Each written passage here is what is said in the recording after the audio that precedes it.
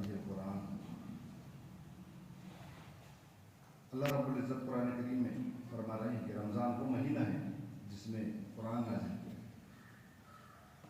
अजीज़ तहरीक रुफ़्ता, हम इस बात पर गौर करें कि रमज़ानुल मुबारक असल में है क्या, जिसकी बशारतें अल्लाह के रसूल सल्लल्लाहु अलैहि वसल्लम ने और अल्लाह रब्बुल इज़्ज़त ने भी कुरान करीम में नबी करीम सल्लल्लाहु अलैहि वसल्लम ने अपनी अहादीस में अलग अलग अंदाज में इसकी बशारतें और इसके आने की खुशखबरियाँ और इसका इस्तकबाल किस तरीके से करें, ये सारी चीज़ें वाज़ेह कर दी।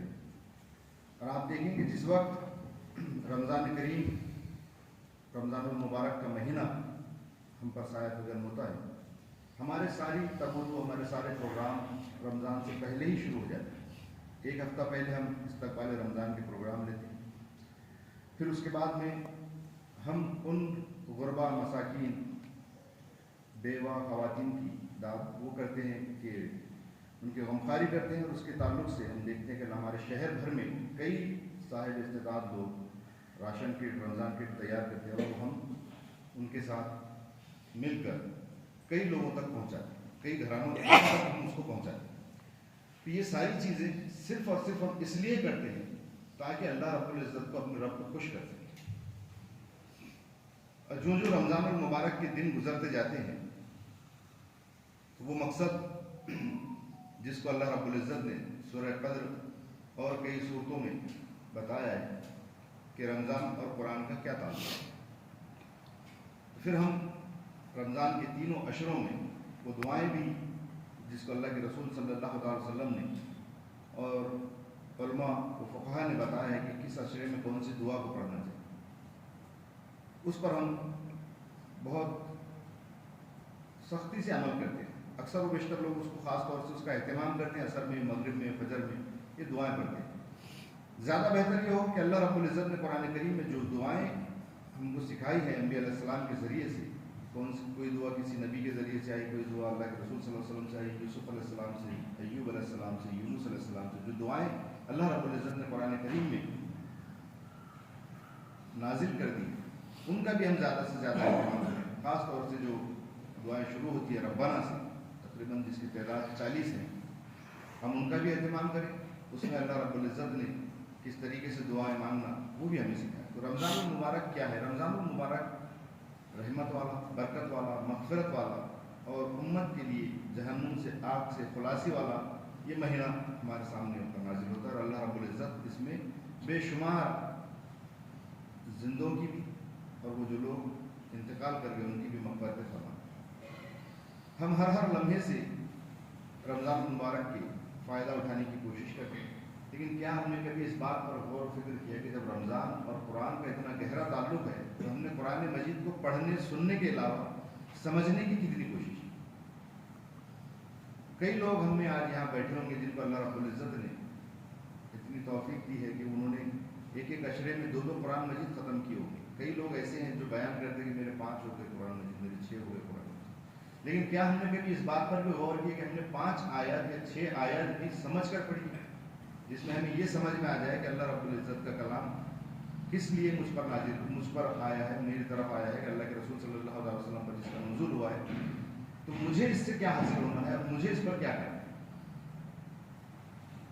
कुरान करीम के ताल्लुक़ से जो भी दर्स में हमने सुना कि अल्लाह रब्बुल इज़्ज़त ने किस तरीके से इंसानों पर, जानवरों पर, चरिंद परिंद के ऊपर अपनी आयात और अपने रास्तों को इल्हाम कर दिया है, उन पर वही कर दिया है कि वो उतना ही काम करें जितना अल्लाह रब्बुल इज़्ज़त ने जिस काम के लिए उनको पैदा किया।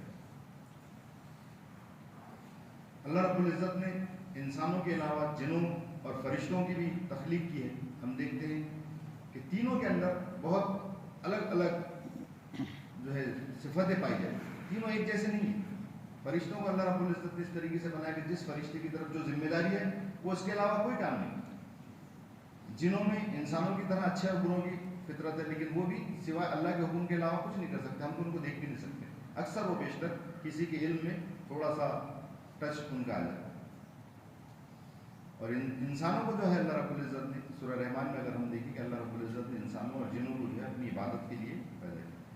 तो अज़ीज़ साथियों, اصل مقصد یہ کہ رمضان اور قرآن کو ہم نے کس حد تک اپنی زندگی میں اتارا. رمضان المبارک کے اس بابرکت مہینے سے جو قرآن ہم نے سنا پڑھا, کیا اس کو سمجھنے کی کوشش کی. بارہا یہ بات ہمارے خاص طور سے جماعت اسلامی ہند کے اجتماعات میں بار بار آتی ہے کہ ہم کو قرآن کو سمجھنا چاہیے. قرآن مجید کو کیوں سمجھنا چاہیے؟ تقریباً 96 مرتبہ اللہ رب العزت ہمیں پکار کر کہہ رہا ہے کہ یہ لوگوں جو ایمان لائے ہو. پھر اس کے بعد میں کوئی حکم ہوتا ہے, پھر کوئی بشارت ہوتی ہے, یا پھر کہیں نہ کہیں اللہ رب العزت ہم کو جنت کی بشارت دیتا ہے, جہنم کی آگ سے کرا. کیونکہ ہم نے ان 96 آیتیں جو چھوٹی چھوٹی ہیں, ایک ایک آیت ہے, ان پر غور و فکر کرنے کی کوشش کی کسی رمضان میں کہ بھائی میں ان آیتوں پر ہی غور و فکر کروں. یا پھر وہ آیت ہے جس میں اللہ رب العزت دماغ کو جھنجھوڑ دیتا ہے اور اپنے قرآن کی طرف بلاتا ہے اور اس کے اندر کہتا ہے کہ میں نے کائنات کی تخلیق اس طریقے سے کی, کیا تم نے کبھی اس پہ غور و فکر کیا؟ میں نے انسان کی تخلیق اس طریقے سے کی, کیا تم نے اپنے جسم کے اوپر, اپنے اندرون, اپنے بیرون کے اوپر کبھی غور و فکر کیا؟ کہیں اللہ رب العزت سورج کی, کہیں چاند کی, الگ الگ چیزوں کی مثالیں دے کر اپنی ربوبیت ظاہر کرتا ہے. اگر ہم دعوتی کام کرنا چاہتے ہیں, اگر ہم چاہتے ہیں کہ لوگوں کو اللہ کے دین سے, اللہ رب العزت کی ذات سے واقف کرائیں, قرآن مجید کی یہ چیلنجنگ آیات بھی پڑھنا ہمارے لیے ضروری ہے. جو آیات ان فی ذالک الآیات ان الفاظ سے شروع ہوتی ہے, وہاں کچھ نہ کچھ غور و فکر کرنے کا مدعا اللہ رب العزت ہمارے سامنے پیش ہے. سورہ نحل, سورہ نمل اور کئی ایسی صورتیں ہیں جس کے اندر اللہ رب العزت نے اپنی وحدانیت کا تذکرہ بار بار کیا. تو قرآن مجید سے ہمارا تعلق اس طریقے سے ہو کہ ہم کم از کم اس کی کچھ آیتیں کہ اللہ رب العزت کو قرآن مجید میں فرما رہا ہے کہ تم اتنا ہی کرو جتنی تمہاری استطاعت ہے. تو ہمیں اپنی استطاعت بھر یہ کام کرنا چاہیے کہ قرآن مجید کو سمجھنے کی کوشش کریں. رمضان تو گزر گیا, کل عید ہو گئی, ہم نے تراویح میں سننے کا اہتمام کیا. کسی نے کھڑے کھڑے رہ کر 3 پارے, جو 10 دن میں تراویح ہوئی 3 پارے 3.5 پارے سنے, کسی نے 1.5, پھر 1. اس طریقے سے ہم نے قرآن مجید کو پورے غور و خوض کے ساتھ سنا. اب یہ کوشش کریں کہ ان 11 مہینے میں ہم نے جو قرآن مجید ایک مہینے میں سنا ہے, ان 11 مہینے میں تھوڑا تھوڑا تھوڑا کر کے ہم اس کو سمجھنے کی کوشش کریں گے, اس پر عمل کرنے کی کوشش. کیونکہ اس وقت تک ہم ایک اچھے دائی کی حیثیت سے نہیں اٹھ سکتے جب تک کہ اس چیز کی خود اسٹڈی نہ کریں جس طرف ہم لوگوں کو بلانا چاہتے ہیں. میں کوئی چیز خریدتا ہوں, اس کو استعمال کرتا ہوں, اور میرا کوئی دوست یا کوئی رفیق جو میرا بہت زیادہ کلوز ہے اسی چیز کے بارے میں معلومات حاصل کرتا ہے, تو میں اس کو بتاتا ہوں کہ میں فلاں چیز, یہ چیز میں نے لیا تھا, فلاں جگہ سے لیا تھا, بہت اچھی ہے, میں نے استعمال کیا, اس کے رزلٹ بہت اچھے. یہی عمل ہمارا قرآن مجید کے ساتھ. ہم نے کوئی صورت پڑھی, کوئی آیت پڑھی, اس پر غور و خوض کیا, اس کی تفسیر, ترجمہ, ساری چیزیں دیکھ لی, اپنے دوست کو کہنا چاہیے کہ میں نے فلاں آیت, فلاں سورہ کی فلاں آیت پڑھا ہوں, اس میں بہت اچھا اللہ رب العزت نے انسان کے بارے میں, جہنم کے بارے میں, اس کے جو تذکرے قرآن مجید میں آئے ہیں. یا سورہ یوسف اگر کسی نے پڑھ لیا تو بتائیں کہ یوسف علیہ السلام کے بارے میں میں نے فلاں سورہ پڑھا, سورہ یونس اگر پڑھ لیا تو بتائیں آپ لوگوں کو ابھاری ہے. اس سے 2 چیزیں ہوں گی, ایک تو جو ہم نے پڑھا ہے اس کا حاصل مطابق سامنے والے کے سامنے پیش ہو جائے گا اور وہ ہمارے ذہن میں پکا ہو جائے گا. دوسری چیز یہ ہوگی کہ وہ سوچے گا, سمجھے گا کہ میرا جو دوست مجھ سے کہہ رہا ہے قرآن مجید کو پڑھو اور سمجھو, تو اس پر اگر وہ عمل کرتا ہے تو جتنی نہیں کیا اس کو مل رہی, وہ بھی ہمیں. رمضان المبارک ہم نے بڑے اچھے تمام عبادات کے اہتمام کے ساتھ گزارا. اب اس کو یہ سمجھ لیں کہ یہ اللہ رب العزت نے 1 مہینے کی ہماری بہترین ٹریننگ کر رہی ہے. مسلمان صرف رمضان کے لیے مسلمان نہیں, مسلمان صرف تراویح کے حد تک مسلمان نہیں, عید تک قرآن مجید پڑھنے والے مسلمان ہم نہیں. عید کے بعد قرآن کو جزدانوں میں لپیٹ کر اوپر رکھ دیں, یہ ہماری صفت نہیں ہے. قرآن مجید کا کچھ نہ کچھ حصہ کسی نہ کسی وقت میں روزانہ ہمارے علم میں آنا چاہیے, ہم نے پڑھنا چاہیے, اس پر غور و خوض کرنا چاہیے. آپ دن بھر میں 1 پارہ یا ایک بہت بڑی صورت نہ پڑھیں, بلکہ چند آیات کا سلیکشن کریں, ان کو ترتیب کے ساتھ پڑھیں. جس طریقے سے ہمارے اسٹڈی سرکلس میں ہوتا ہے کہ 3 آیات 4 آیات ہم لکھتے ہیں, اس کے اوپر غور و فکر کرتے ہیں, ترجمہ تفسیر دیکھتے ہیں. پھر کبھی کبھی یہ بھی ہوتا ہے کہ ہمارے تحریک رفقہ کا اس پر تبادلہ خیال ہوتا ہے تاکہ وہ آیات ہمیں سمجھ میں آ جائے. تو یہ اہتمام ہمارے گھروں میں بھی ہونا چاہیے. ہمارے جو فیملی اجتماع ہوتے ہیں اس میں کم سے کم وقت, آدھے گھنٹے کا یا 20 منٹ کا بھی اگر ہمارا فیملی اجتماع ہو رہا ہے تو اس کے اندر ہم 10 منٹ میں قرآن مجید کی 2 یا 3 آیات ایسی سلیکٹ کریں جو ہمارے بچوں کے اور ہمارے اہل خانہ کے بھی سمجھ میں آئے. اگر یہ معمول ہمارا قرآن مجید کے ساتھ پورے 11 مہینے رہے گا تو तो रमज़ान मुबारक के महीने में जब कुरान मजीद पढ़ा जाएगा, यकीन मानिए जो आयात, जिनके तर्जुमे, जिनकी तफसीरें आपके जहनों से गुजरी है, वो सारी चीज़ें आपके जहन में उस वक्त उजागर होती जाएंगी। अरे आपके सामने जो आयत पढ़े, ये तो मैंने फला वक्त में पढ़ा था, इसका तर्जुमा तो ये है। नमाज में खुशी व खुशू इसी तरीके से। वरना हमारी समझने की स्पीड 30 की है और सुन रहे हैं 130 की स्पीड से, तो फिर वो कुछ भी समझ नहीं। तो इस बात पर भी हमें गौर व फिक्र करना चाहिए कि हम कुरान सुनने के लिए कहाँ पर अपने आप को पेश करें, कहाँ हम कुरान सुनें।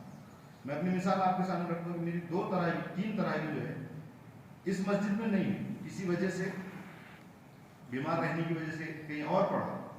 यकीन जानिए अल्लाह रब्बुल इज़्ज़त माफ़ करे, कुछ भी समझ नहीं, कुछ भी नहीं। तो इससे क्या हासिल, हम क्या पढ़ रहे हैं, क्या सुन रहे हैं, कुछ भी। सिर्फ इतना मालूम होता है कि अरबी में कुछ पढ़ा है। कभी कभी आप देखिए यूट्यूब या फेसबुक के ऊपर अरबी लोगों के कुछ वीडियोज आ जाते हैं, तो कुछ लोग ऐसे रहते हैं कि वो कुरान और हदीस समझ को बहुत अदब से सुनते हैं। हालांकि वो उनके कुछ अगर मजाक किए हुए लतीफ़े भी अगर होंगे या उनकी कुछ और चीज़ भी होंगी, तो उसको भी हम गौर व से सुन रहे हैं हमारे लोग, और उसको जो है अरबी है इस वजह से उसकी जरूरत। तो हमें अरबी सीखना चाहिए, अरबी समझना चाहिए। अरबी के कुछ अल्फाज कुरान मजीद में ऐसे हैं जो बार बार अगर हम दोहराएं तो कुरान मजीद की बहुत सारी सूरतें और बहुत सारी आयतें हमारे समझ में आ सकती है। तो हमें ये गौर व करना चाहिए कि अल्लाह रब्बुल इज़्ज़त ने जब रमज़ानुल मुबारक के ताल्लुक से ये फरमाया कि शहर रमज़ान अल्लज़ी उन्ज़िला फ़ीहिल कुरान, तो हमने अपना कुरान मजीद से इस महीने में जो ताल्लुक़ रखा था, जितना भी जैसा भी, बहुत ज़बरदस्त और बहुत कम क्वालिटी का भी, अब उसको हमें बढ़ाना चाहिए। और जिनका ताल्लुक़ बहुत अच्छा था, उन्होंने इन 11 महीने के अंदर उससे 50% भी कुरान से ताल्लुक़ इस तरीके से रखा कि हम इसको समझेंगे और पढ़ेंगे। यकीन जानिए अगले रमज़ान तक इंशाअल्लाह अल्लाह रब्बुल इज़्ज़त ने अगर ज़िंदगी तो कुरान मजीद को समझने की बहुत अच्छी हमको तौफीक मिल सकती। फिर उसके बाद में हम कुरान के जो हुकूक हैं, जैसा कि खुतबा ईद उल फितर में भी आपने देखा होगा, ईदगाह के ऊपर हाफिज़ अब्दुल जब्बार साहब ने खुसूसियत के साथ उसमें बताया है कि कुरान मजीद को सिर्फ पढ़ लेना ही नहीं, और बारहा हमारे इज्तिमा से और हमारे प्लेटफॉर्म से भी ये बार बार चीज़ें जाती है। कुरान मजीद के जो 4 हुकूक है, इसके ऊपर वाजिद अली खान साहब औरंगाबाद से जो है इन्होंने फोल्डर भी बनाए थे कि किस तरीके से कुरान के हम पर हुकूक है। पहला हक तो यह है कि उसको पढ़ना।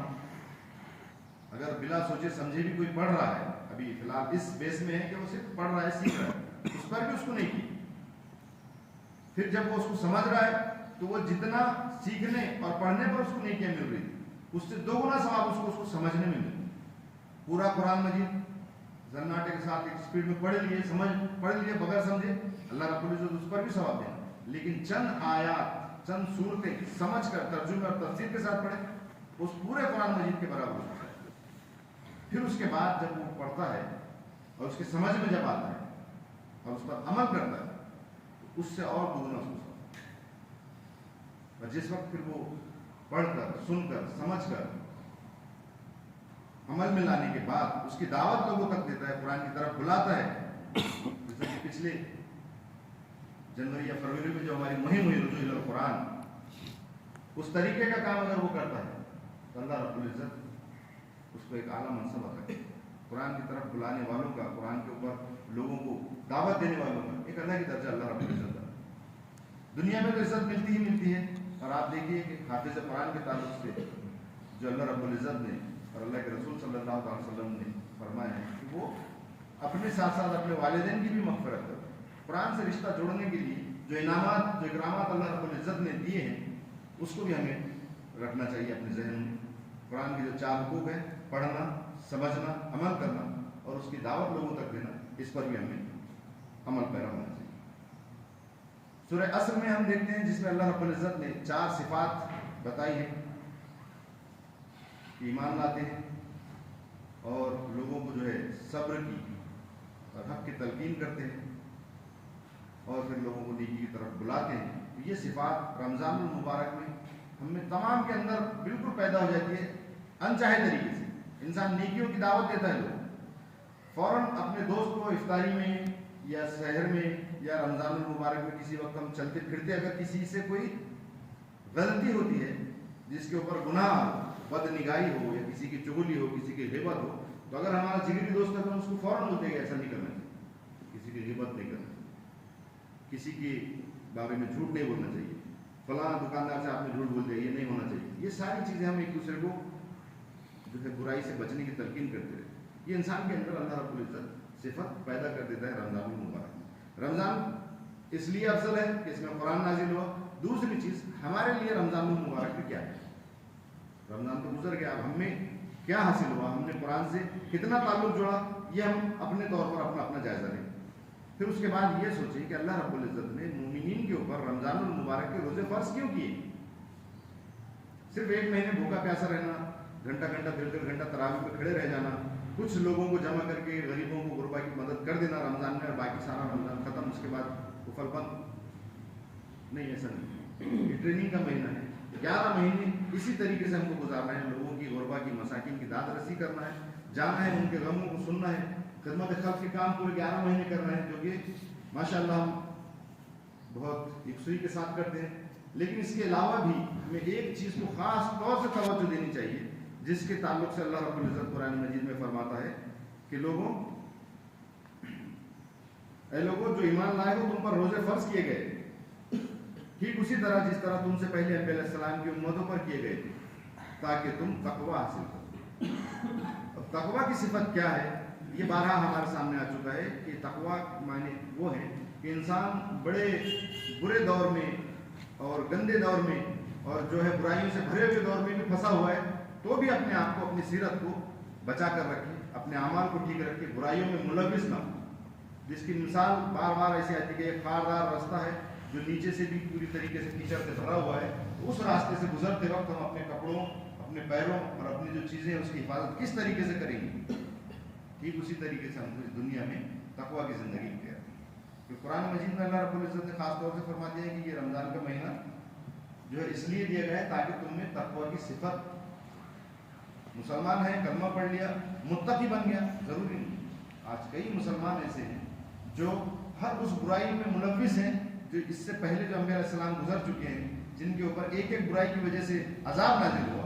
आज हमारी उम्मत के अंदर वो सारे के सारे गुनाह कहीं ना कहीं किसी न किसी सूरत में मौजूद हैं। तो इन चीज़ों से भी हमें परहेज़ करना चाहिए और उन लानतों से भी हमें बचना चाहिए जिसकी वजह से पिछली उम्मतें अल्लाह रब्बुल इज़्ज़त के अजाब की मुस्तहिक़ रही। आग की बारिश, पत्थर की बारिश, ज़लज़ले, सैलाब, ये सारी चीज़ें हमने देखी कि हो चुकी हैं और आज भी कहीं कहीं हो रही है। तो हमें अल्लाह रब्बुल इज़्ज़त से दुआ भी करनी चाहिए कि अल्लाह ताला इन अज़ाबों से हमारी हिफाज़त करे। फिर हम देखते हैं कि तक़वा जो पूरे रमज़ानुल महीने का एक मोटिवेशन था, पूरे रमज़ान में तक़वा हासिल करने के लिए अल्लाह रब्बुल इज़्ज़त ने मुसलमानों को, ईमान वालों को ख़ास तौर से कहा गया है। तो क्या हमने इस रमज़ान से अपना हिस्सा कितना हासिल किया? मैं रमज़ानुल मुबारक से पहले जिस तरीके से रहता था, मेरा रहन सहन शावाल में जो था, शवाल में कोई है, तो फिर ये रमज़ान हमारा स्किप हो गया। तब्दीली अगर नहीं है तो उसका मकसद हमने हासिल किया। रमज़ान मुबारक की जो ट्रेनिंग है वो सिर्फ और सिर्फ इसलिए ही है कि मोमिनीन के अंदर तब्दीली आए, उनके तक़वा की जो सिफत है वो परवान चढ़े और उनके अंदर अल्लाह से, अल्लाह के रसूल से, अल्लाह की किताब से वो मोहब्बत पैदा हो जो रमज़ान मुबारक में खास तौर से। आप देखेंगे कि कई लोग ऐसे हैं जिनको अल्लाह रब्बुल इज़्ज़त ने बीमारी की वजह से, समझिए, या किसी और मजबूरी की वजह से रोज़ों और तरावी से वो महरूम रहे। उनके दिल तड़पते रहे कि हम ये कर सके लेकिन नहीं कर सके। और इसके अलावा कई लोग ऐसे भी हैं जानते बूझते न अपना कुरान से ताल्लुक़ है, न रमज़ान के रोज़ों से कोई ताल्लुक़ है। और ऐसे भी लोग हैं जो, मेरा अपना ज़ाती तजुर्बा है कि एक साहब से ये कहा गया कि भाई रोज़े रहना चाहिए, आप मुसलमान हैं। उन्होंने ये कहा था मेरे घर में खाने पीने के लिए बहुत है। अल्लाह रहम फरमाए ऐसी चीज़ों से हमारी। कि कुछ लोगों का ये भी तसव्वुर है कि लोग भूख प्यास से बचने के लिए रोज़े रखते हैं। ऐसा बिल्कुल नहीं है। आज हमारे अंदर, हम यहाँ जो बैठे हैं लोग, हम जानते हैं कि आज हमारे दस्तरखानों की हालत क्या थी रमज़ान में। कोई भी ऐसा नहीं होगा कि किसी ने बगैर सहरी, बगैर इफ्तार के रोज़ा खोला। अक्सर वो बेशतर लोग बगैर सहरी के रोज़े अपनी गफलत और अपनी सुस्ती की वजह से रहते हैं। पानी पी लिया, खजूर खा लिया, रोज़ा रह गया। लेकिन इफ्तार की हालत आप देखिए कि इफ्तार के वक्त में हमारे दस्तरखानों की, बल्कि मस्जिदों में और कई मकामात पर जहाँ इफ्तार होते हैं वहाँ की क्या है। तो ये बातें जो लोग बहाने जो तराशते हैं, और अक्सर वो बेशतर हम देखते हैं कि बीमारी का भी बहाना लोग करते हैं, तो اس سے بھی ہمیں بچنا چاہیے، پرہیز کرنا چاہیے۔ اللہ رب العزت نے قرآن مجید میں خاص طور سے رمضان المبارک کا مقصد صرف یہی بتایا ہے، 2 یا 3 مرتبہ یہ آیت آئی ہے جس کے اندر سورہ بقرہ میں تو خاص طور سے پوری طریقے سے رمضان سے اس کو جوڑا گیا ہے کہ رمضان اس لیے آپ لوگوں کو دیا گیا کہ آپ اس سے تقویٰ حاصل کرو۔ پھر ایک جگہ پر اور اللہ رب العزت فرماتے ہیں فَاتَّقُوا اللَّهَ اسْتَطَعْتُمْ، یعنی اللہ تعالیٰ کا تقویٰ اختیار کرو جتنی تمہاری استطاعت، جتنی۔ رمضان المبارک میں بھی اللہ رب العزت نے کئی سہولیات ہم کو مہیا کی، خواتین کے لیے اسپیشل، بیمار ہے تو اس کے لیے بھی خصوصیات کے ساتھ، کوئی اگر سفر میں ہے۔ اب آپ سوچیے کہ یہ آیت جس وقت نازل ہوئی تھی اس وقت کا سفر کیسا تھا، لیکن آج بھی اگر ہم ٹرین سے ہو یا پلین سے بھی جا رہے ہیں، آرام دہ سفر ہے، اے سی میں بھی جا رہے ہیں، تب بھی روزہ چھوڑ سکتے ہیں، کیونکہ اللہ کے رسول صلی اللہ علیہ وسلم نے جو ہے اپنی احادیث کے ذریعے سے کی، اور اللہ رب العزت نے قرآن مجید میں سورہ بقرہ میں خاص طور سے سفر کہا ہے، اس کے اندر سفر کا طریقہ اور کس طریقے کا سفر ہو اور کیسا سفر ہو وہ نہیں دکھایا۔ سفر میں اگر ہم ہیں تو روزہ چھوڑ سکتے ہیں، پھر وہ چھوٹے ہوئے روزہ اگر بعد میں بیماری کی حالت میں اگر رکھا ہوا ہے، بیماری کی حالت میں اگر ہے اور نہیں رکھ پا رہے تو وہ روزے کا فدیہ دے سکتے ہیں یا پھر رمضان کے بعد رکھ سکتے ہیں۔ لیکن ایک بات یہ یاد رکھیں ہم کہ رمضان المبارک کے بعد اگر ہم سال بھر کے بھی روزے رکھ رہے ہیں تو رمضان کے ایک روزے کی برابری ہو نہیں کر سکتے۔ اس کے لیے اللہ رب العزت نے آسانی کی کہ رمضان کے روزے کا بدلہ ایک ہی روزہ آپ اپنی طرف سے رکھیں، یا پھر ایک غریب یا ایک مسکین کو کھانا کھلا دینا۔ تو وہ کس طریقے سے کھانا کھلا دینا، اس کا نصاب کیا ہوگا۔ اگر آپ کو مستحق نظر نہیں آ رہا، آج ہم ڈھونڈے تو بھی نظر نہیں آتا، لیکن کئی واقعات ایسے ہیں کہ لوگ ایسے بھی مستحق ہیں جو ظاہر نہیں ہونے دیتے، اور اللہ رب العزت ہم کو وہ بصیرت وہ نظر عطا کرے کہ ہم ایسے مستحقین کو ڈھونڈ سکیں۔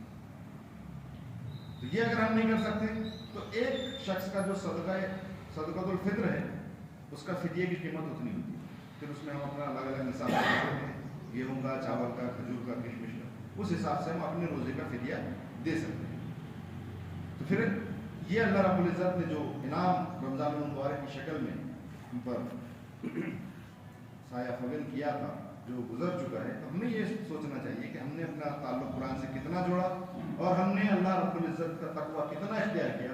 یہ اصل پیغام ہمیں رمضان المبارک سے ملتا ہے۔ رمضان المبارک کے اندر جو واقعات اللہ کے رسول صلی اللہ علیہ وسلم کی زندگی میں گزر چکے ہیں ہمیں اس کی اسٹڈی کرنا چاہیے۔ رمضان آنے سے پہلے میں خاص طور سے اپنے کچھ دوستوں کو بولتا ہوں کہ وہ جو ایک آیت ہے توبوا الی اللہ توبۃ نصوحا، کہ سچی پکی توبہ کرو، اس کی ترجمہ اور تفسیر پڑھ لینا چاہیے، اور اس کے بعد رمضان المبارک میں ہمیں اللہ رب العزت کے سامنے توبہ کے لیے کرنا چاہیے۔ جب سمجھ میں ہم نے اپنے گناہوں سے اللہ رب العزت سے معافی مانگی، مغفرت مانگی، اپنے استطاعت پر اللہ رب العزت کے سامنے ہم روئے، گڑ گڑائے، تہجد میں، افطار میں، سحری میں، تراویح کے بعد، کئی نمازوں کے بعد، اور پھر رمضان المبارک کے بعد میں ہم نے جن گناہوں سے اللہ سے معافی مانگی، جھوٹ، غیبت، چغلی، چوری، چکاری، ساری چیزیں، پھر اس پر ہم عمل کریں، تو یہ ظاہر کرتا ہے کہ ہمارے اندر کچھ نہ کچھ حد تک منافقت ہے۔ منافق کے معنی کیا ہوتے ہیں کہ ایک طرف سے داخل ہوا اور دوسرے طرف سے نکل گیا، جو بات آتی ہے نا ایک کان سے سنے دوسرے کان سے نکل۔ تو منافق کی نشانی یہ ہے کہ وہ صبح مومن ہے تو شام میں منافق ہے، اسلام سے پھر گیا۔ تو اس طریقے سے ہمیں سوچنا چاہیے کہ ہم رمضان المبارک میں پہلے روزے سے داخل ہو گئے اور عید آتی ہے اگر نکل گئے تو پھر وہ ہمارے اعمال، وہ رمضان المبارک میں ہم نے جو اللہ رب العزت کے سامنے دعائیں کی، وعدے کیے کہ اب میں یہ گناہ نہیں کروں گا، پھر وہی گناہ کے اوپر ہم چل رہے ہیں، تو یہ رمضان المبارک میں ہمارا ویسے ہی گزر گیا جیسا پچھلے رمضان ہم نے گزارا۔ اگر انسان کی ایمان والے کی پرسنالٹی کے اندر کوئی ڈیولپمنٹ نہیں ہے رمضان المبارک سے، وہ اپنے آپ میں تبدیلی محسوس نہیں کرتا ہے، تو پورے رمضان المبارک کے اوپر اسے غور و فکر کرنا چاہیے۔ اللہ کے رسول صلی اللہ علیہ وسلم کی ایک حدیث ہے جس میں آپ صلی اللہ علیہ وسلم فرماتے ہیں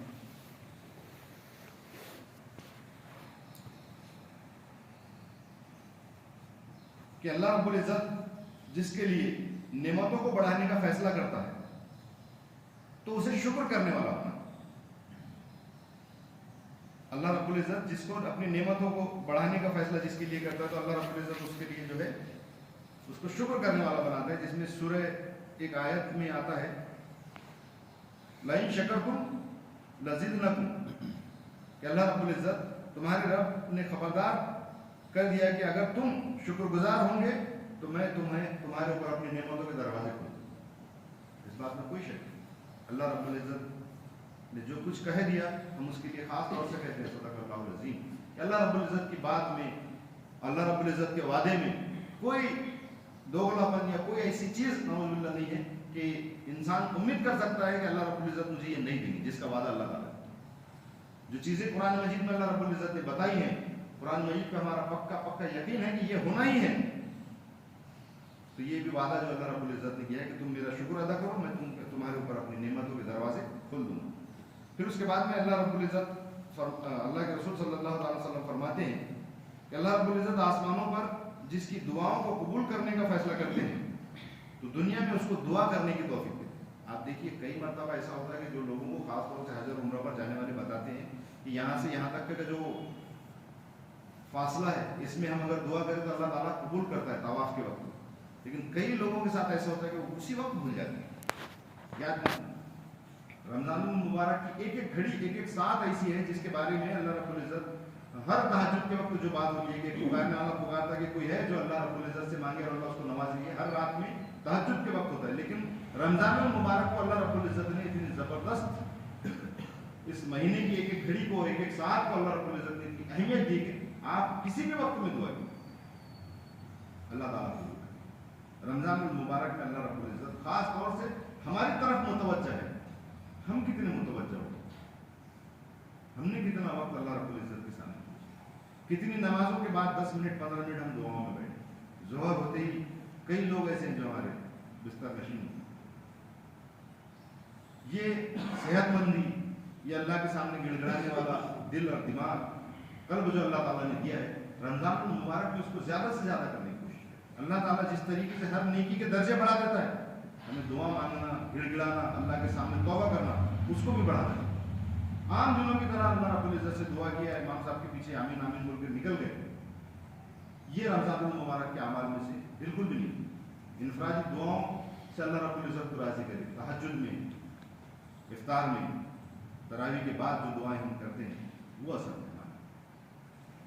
اجتماعی دعا بھی ضروری ہے، کر کیجیے، ہم امت کے لیے، سارے ہمارے شہر کے لیے، ملک کے لیے اجتماعی دعائیں ہونی چاہیے، لیکن خاص طور سے ہم اپنا حصہ اگر رمضان سے چاہتے ہیں تو رمضان المبارک میں جس طریقے سے اللہ رب العزت نے ہر چیز کی قیمت کو بڑھا دیا ہے، اس طریقے سے ہمیں توبہ و استغفار کرنا چاہیے، اس طریقے سے ہم کو اللہ رب العزت کے سامنے جڑنا چاہیے، جھکنا چاہیے۔ یہ اصل رمضان کا پیغام۔